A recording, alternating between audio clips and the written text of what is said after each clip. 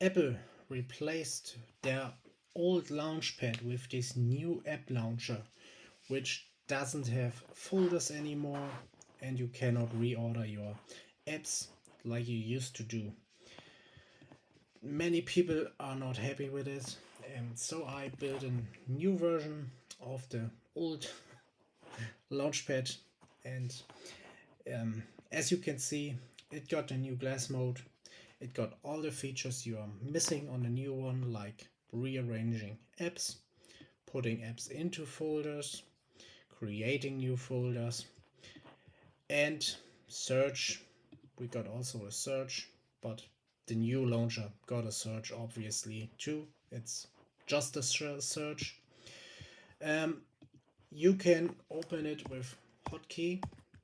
Command key is the default one.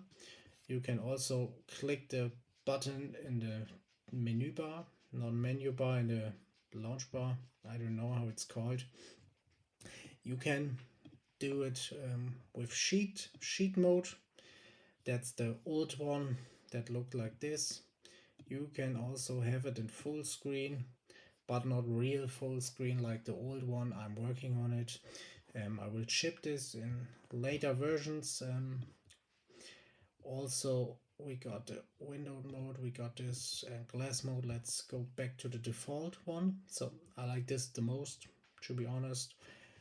Looks very clean. As you can see, it's very smooth. It's almost working perfectly all the time. Not every time, but most of the time. And if you want to have it, it's available on GitHub. For now, I'm waiting for the approval for the Mac App Store. I will update the links if it's released. So where you can find it here on Launchie.app. You can just support me if you want.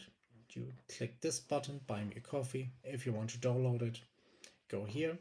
You can click it, and then you go to Launchie.zip, download it, unpack it, and put it in the applications folder and start it. And that's how you get a launcher back. The instructions are on the website if you need help. Yeah, pretty easy. If you have any questions, drop it in the comments. If you find bugs, drop it in the comments. I will try to do my best to resolve them as soon as possible. And I hope you like what I did, what I made. I like it a lot. It helps me to structure my apps. I've got a lot, as you can see. And also I'm now just began to work with web apps that you can add here in Safari. You can just press add to the dock and then you got it. So that's why I came up with this solution. So we've got them here too. And yes,